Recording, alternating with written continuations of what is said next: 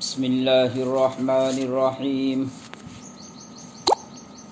الحمد للہ نحمده ونستعینه ونستغفره ونؤمن به ونتوکل علیہ ونعوذ باللہ من شرور انفسنا ومن سیئات اعمالنا من يهده الله فلا مضل له ومن يضلله فلا هادي له ونشهد أن لا إله إلا الله وحده لا شريك له ونشهد أن سيدنا ونبينا وشفيعنا وحبيبنا ومولانا محمد وبارك وسلم أما بعد فأعوذ بالله من الشيطان الرجيم بسم الله الرحمن الرحيم يا أيها الذين آمنوا ادخلوا في السلم كافة وعن معاذ بن جبل رضي الله عنه قال قلت يا رسول الله أخبرني بعمل يدخلني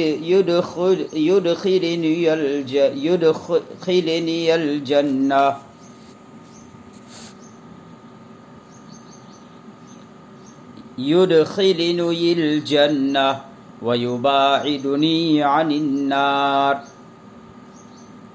قال لقد سألت عن عظيم وَإِنَّهُ لَيَسِيرٌ عَلَى مَنْ يَسَّرَهُ اللَّهُ تَعَالَى عَلَيْهِ تَعْبُدُ اللَّهَ لَا تُشْرِكُ بِهِ شَيْئًا إِلَى آخِرِ الْحَدِيثِ أو كما قال عليه الصلاة والتسليم صدق الله مولانا العظيم وصدق رسوله النبي الكريم ونحن على ذلك لمن الشاهدين والشاكرين والحمد لله رب العالمين.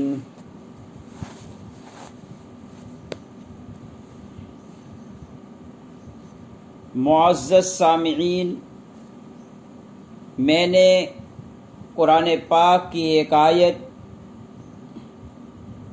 بلکہ آیت کا ایک حصہ اور نبی کریم صلی اللہ علیہ وسلم کا فرمان کا ایک ٹکڑا موقع کی مناسبت سے میں نے آپ حضرات کے سامنے پڑھا. اللہ آیت کریمہ اور حدیث نبوی کے جز پر مجھے بھی عمل کی توفیق عطا فرمائے اور آپ سبھی حضرات کو بھی عمل کی توفیق عطا فرمائے. حضرت معاذ رضی اللہ تعالیٰ عنہ ارشاد فرماتے ہیں کہ میں نے نبی اکرم صلی اللہ علیہ وسلم سے ایک مرتبہ درخواست کی، اے اللہ کے نبی علیہ السلام، آپ مجھے ایک ایسا عمل بتلا دیجئے جو جنت میں لے جائے اور جہنم سے دور کر دے. تو نبی اکرم صلی اللہ علیہ وسلم نے فرمایا لقد سألت عن امر عظیم، آپ نے بہت مشکل سوال کیا، آپ نے بہت بڑا سوال پوچھا. یہ نبی کریم صلی اللہ علیہ وسلم نے اس لیے کہا کہ اس سوال کا جواب ایک تو زبانی بتا دینا، وہ تو میں ابھی آپ کو بتا ہی دیتا ہوں، لیکن اس سوال کے مطابق عمل کر کے آخرت میں کامیاب ہو جانا، جنت میں چلا جانا، جہنم سے بچ جانا، یہ بڑا مشکل مرحلہ ہے. پھر آپ صلی اللہ علیہ وسلم نے یہ جملہ ارشاد فرمایا، یہ مشکل مرحلہ ضرور ہے لیکن جس کے لیے اللہ پاک آسان کر دے اس کے لیے کوئی مشکل نہیں۔ یاد رہے، اللہ تعالیٰ جس کے لیے بھلائی کا ارادہ کر لے اس کے لیے سارے معاملات آسان کر دیتے ہیں۔ چنانچہ نبی اکرم صلی اللہ علیہ وسلم نے وہ بات ارشاد فرمائی۔ حضرت معاذ رضی اللہ تعالیٰ عنہ کے انداز سے سمجھ میں آتا ہے کہ حضرت معاذ رضی اللہ تعالیٰ عنہ نے مختصر سوال پوچھا۔ حضرات صحابہ رضوان اللہ تعالی علیہم اجمعین کا یہ مزاج تھا، نبی اکرم صلی اللہ علیہ وسلم سے مختصر سوالات پوچھتے تھے۔ مختصر سوالات پوچھنے سے ایک بات یہ سمجھ میں آتی ہے کہ ان کے اندر عمل کا بھی جذبہ ہوتا تھا۔ ایسے ہی سوال کرنا مقصود نہیں ہوتا تھا، بلکہ وہ مختصر سوال اسی انداز سے اور اسی نیت سے پوچھتے تھے کہ وہ اس پر عمل کر سکے، اور جب سوال کا مقصد ہی عمل کرنا ہو تو اللہ پاک ایسے بندے کی ضرور مدد فرماتے ہیں۔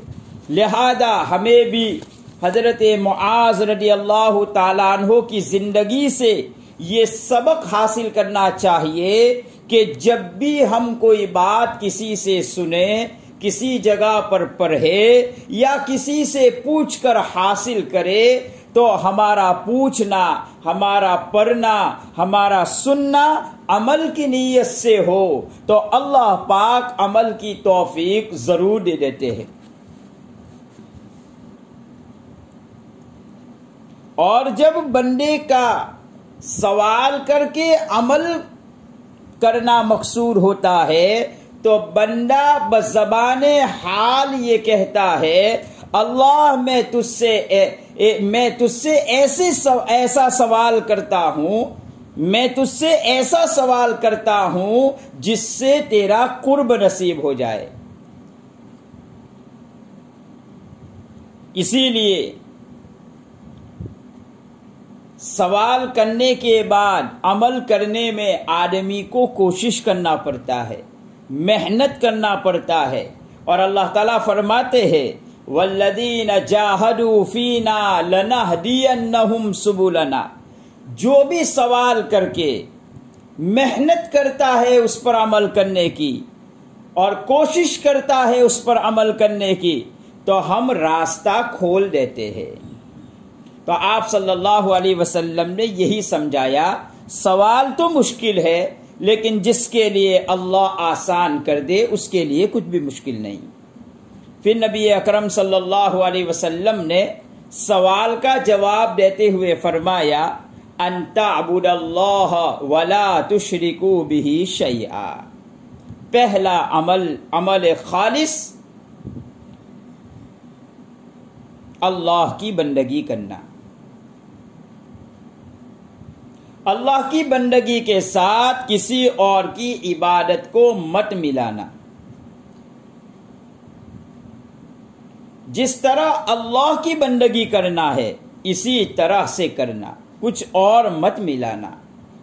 جیسے اللہ کی تعظیم کرنا ہے، جیسے اللہ کی محبت کرنا ہے، ایسی تعظیم اور ایسی محبت کسی اور سے مت کرنا ورنہ یہ شرک ہو جائے گا۔ جیسے اللہ کے علم کو ماننا ہے بس اسی طرح سے ماننا،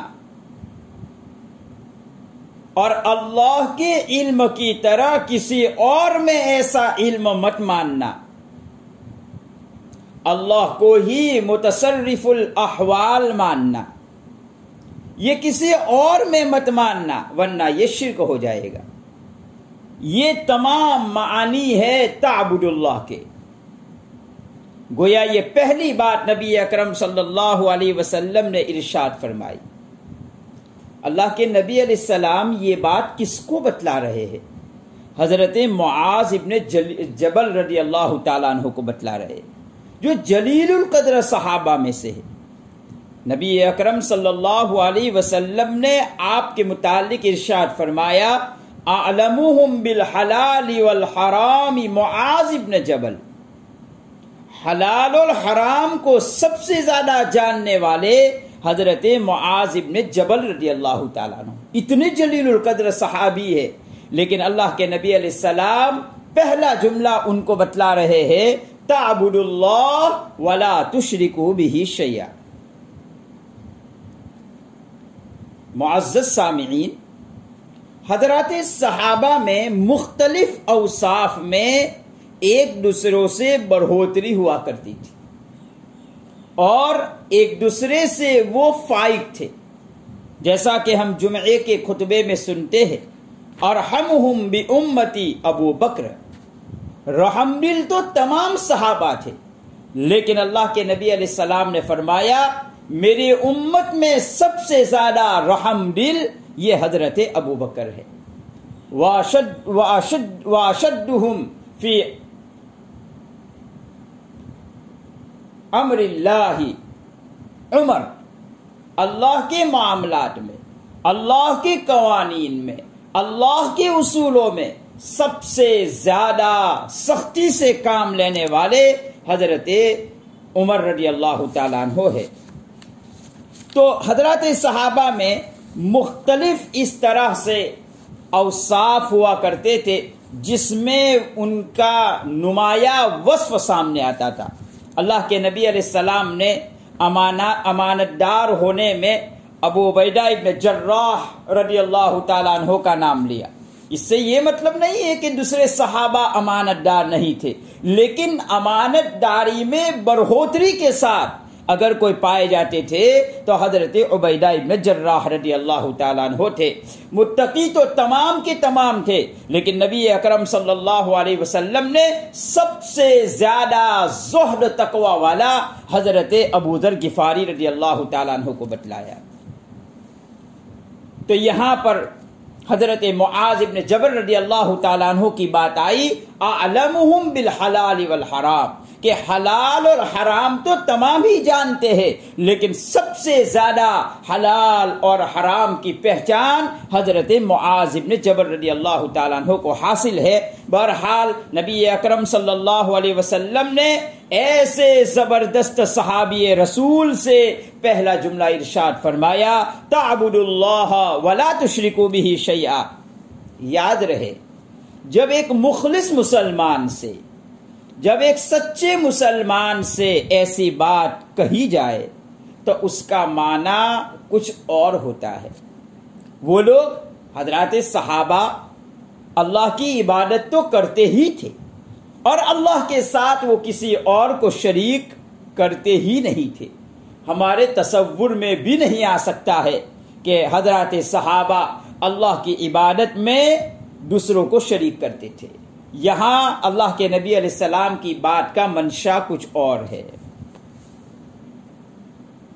جب ایک مخلص مسلمان سے اور سچے مسلمان سے ایسی بات کہی جائے تو پھر معنی یہ ہوتا ہے عبادت میں مزید اخلاص پیدا کرو۔ آپ پہلے سے اخلاص کے ساتھ عبادت کر ہی رہے ہو، لیکن مزید اضافہ کر دو، جیسا کہ نبی اکرم صلی اللہ علیہ وسلم کو حکم دیا اتق اللہ، اللہ سے ڈرو۔ اللہ کے نبی علیہ السلام تو سراپا اللہ کا خوف رکھنے والے، اللہ کا ڈر رکھنے والے تھے، لیکن مزید اللہ کے نبی علیہ السلام سے چاہا جا رہا ہے کہ مزید اللہ سے ڈرنے والے بنو۔ ولا تطع الکافرین، کافر کی اطاعت مت کرنا، یہ نبی اکرم صلی اللہ علیہ وسلم کو کہا جاتا ہے۔ بھلا ایک نبی کافر کی اطاعت کیسے کر سکتا ہے؟ لیکن یہاں کافر کی اطاعت کرنا بتلانا مقصود نہیں ہے، بلکہ یہاں دو سبق بتلانا مقصود ہے۔ اب تک تم نے کافر کی اطاعت نہیں کی ہے تو آئندہ بھی استقامت کے ساتھ رہنا اور آئندہ بھی کافر کا کہنا کبھی مت ماننا۔ ایک بات یہ بتلانا مقصود ہوتا ہے، اور دوسری بات یہ بتلانا مقصود ہوتا ہے، امت کو سبق دینا مقصود ہوتا ہے۔ جب نبی اکرم صلی اللہ علیہ وسلم کو کافر کی اتباع سے روکا گیا تو تم کو تو بدرز اولا کافر کی اتباع نہیں کرنی چاہیے۔ یہی ہم لوگ سورہ فاتحہ ہر نماز میں پڑھتے ہیں، اہدنا الصراط المستقیم۔ اس کا معنی یہی ہے، اے اللہ اب تک تو نے صراط مستقیم پر چلایا ہے، استقامت کے ساتھ ہدایت والے راستے پر اور صراط مستقیم پر ہمیشہ چلاتے رہنا۔ تو یہاں پر بھی حضرت معاذ رضی اللہ تعالیٰ عنہ کو یہ جو نصیحت فرمائی، تعبد اللہ ولا تشرکوا بہ شیئا، اس کا یہ مطلب نہیں ہے کہ حضرت معاذ ابن جبل رضی اللہ تعالیٰ عنہ اللہ کی عبادت میں دوسرے کو شریک کرتے تھے، یہ ہرگز مطلب نہیں ہے۔ یہاں مطلب یہ ہے کہ تم مزید کوشش کرو، اور مزید کوشش کرتے ہوئے استقامت کے ساتھ جس نہج پر تم عبادت کر رہے ہو اللہ کی، مزید کوشش کرتے رہو اور اس نہج کو ہمیشہ کے لیے باقی رکھو۔ یہ مطلب ہے حضرت معاذ، نبی اکرم صلی اللہ علیہ وسلم حضرت معاذ کو یہ بتلانا چاہتے ہیں۔ تو یہاں پر بھی یہی کہا، حضرت معاذ رضی اللہ تعالیٰ عنہ کو نفع و نقصان کا مالک اللہ ہی ہے، خیر و شر کا مالک اللہ ہی ہے، صحت اور بیماری اللہ کی طرف سے ہے، یہ سمجھایا نبی اکرم صلی اللہ علیہ وسلم نے۔ اسی کو ایک دوسری جگہ پر عبداللہ ابن عباس رضی اللہ تعالیٰ عنہ فرماتے ہیں، سارے انسان جمع ہو جائے اور اگر کسی انسان کو نقصان دینا چاہے تو وہ بالکل نقصان نہیں دے سکتے جب تک کہ اللہ نقصان کا ارادہ نہ کر لے، اور تمام کے تمام متفق ہو جائے اور کسی کو نفع پہنچانا چاہے تو وہ بالکل نہیں پہنچا سکتے جب تک کہ اللہ نے اس بندے کے متعلق نفع کا فیصلہ نہ کیا ہو۔ یہ عقیدہ بتلایا نبی کریم صلی اللہ علیہ وسلم نے۔ میرے عزیزو، رمضان المبارک میں اللہ پاک کی توفیق سے کچھ عبادتوں میں مزید توفیق ہو جاتی ہے، عبادتوں میں کثرت ہو جاتی ہے۔ آدمی پہلے بھی نماز پڑھتے تھے، ہم لوگ پہلے بھی نماز پڑھتے تھے، لیکن رمضان المبارک میں نمازوں کی کثرت ہو جاتی ہے، نوافل کا اہتمام شروع کر دیتے ہیں، تراویح کا اہتمام کرتے ہیں، تلاوت کلام اللہ کا اہتمام کرتے ہیں، ذکر کا اہتمام کرتے ہیں۔ تو اب ہمیں بھی اس حدیث سے کچھ باتیں سمجھ میں آئی، ہمیں بھی کچھ تصورات رمضان مبارک میں اور جمانے چاہیے، چند باتوں کی پابندی اور کرنی چاہیے، تو ہماری عبادت بھی اسی طرح کی بن جائے گی جیسی عبادت اللہ کو مطلوب ہے، جیسی عبادت اللہ کو مقصود ہے۔ اب وہ کیا چیزیں ہیں؟ پہلی چیز، ذات عالی کا تصور قائم کرو، اللہ مجھے یہ عبادت کرتے ہوئے دیکھ رہا ہے۔ یہی بات نبی اکرم صلی اللہ علیہ وسلم نے حدیث جبرائیل میں سمجھائی۔ جب یہ کہا گیا مل احسان، تو فرمایا ان تعبد اللہ کأنک تراہ فإن لم یکن تراہ فإنہ یراک۔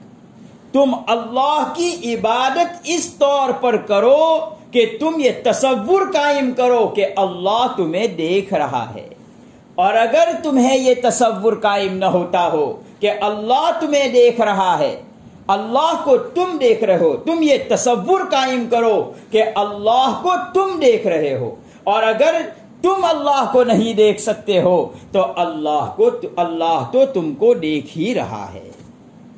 گویا پوری نماز میں ہمیں یہ استحضار کرنا چاہیے، قیام میں بھی ہمارا یہ استحضار ہو، اللہ کو ہم دیکھ رہے ہیں یا اللہ ہمیں دیکھ رہا ہے۔ رکوع میں بھی ہمارا یہی دھیان ہو، سجدے میں بھی ہمارا یہی دھیان ہو، قرات میں بھی ہمارا یہی دھیان ہو کہ میں اللہ کے سامنے کھڑا ہوں اور اللہ مجھے دیکھ رہا ہے۔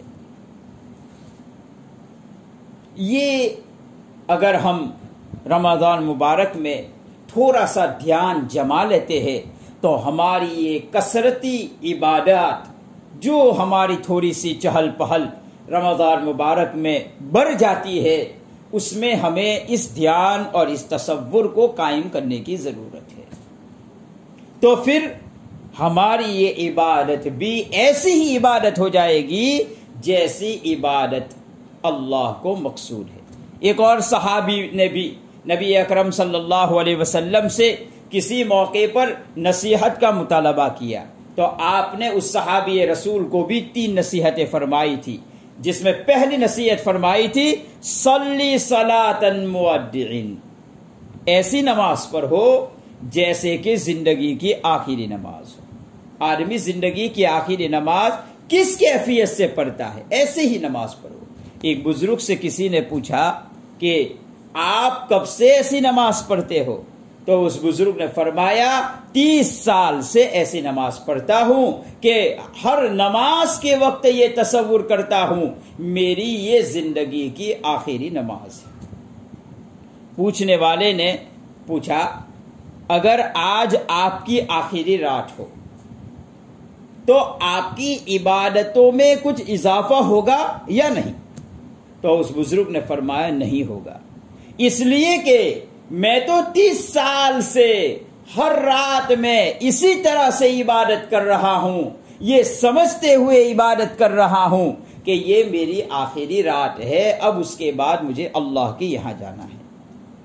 میرے عزیزو، بندہ بننا سیکھو.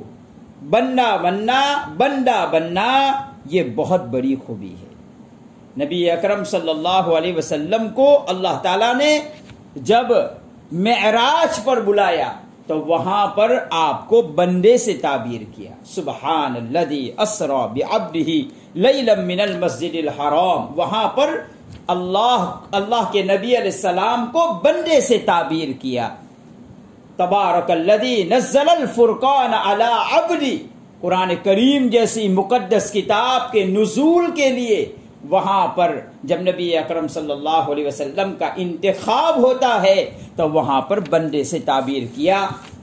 بندہ کہتے ہیں اللہ کے سامنے سب کچھ ڈال دینا، جان بھی اللہ کے سامنے ڈال دے، مال بھی اللہ کے سامنے ڈال دے، احساسات بھی اللہ کے سامنے ڈال دے، قدرت جو بھی ہے سب کچھ اللہ کے سامنے ڈال دے.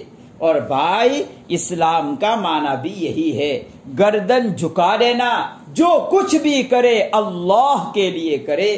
یہ کیفیات ہمیں حاصل کرنے کی ضرورت ہے.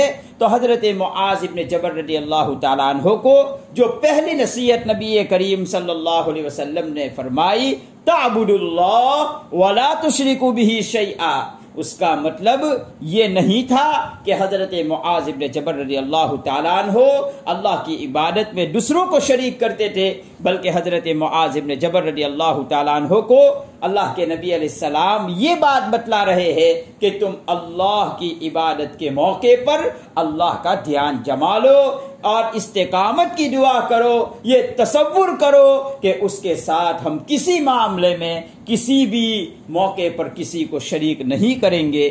ہمیں بھی جب رمضان مبارک میں کچھ عبادات کی توفیق ہو رہی ہے تو ہم بھی یہ جذبہ اپنے اندر پیدا کرے، یہ احساس پیدا کرے اور ہم یہ دھیان رکھے کہ جب بھی ہم عبادت کے لیے کھڑے ہو، جب بھی ہم قرآن کریم کی تلاوت کے لیے بیٹھے ہو، جب بھی ہم ذکر و اذکار کے لیے بیٹھے ہو تو یہ احساس پیدا کرے اللہ مجھے دیکھ رہا ہے، میں اللہ کے سامنے کھڑا ہوں، میں اللہ کے سامنے بیٹھا ہوں اور اللہ مجھے دیکھ رہا ہے. جب یہ کیفیت پیدا ہو جائے گی تو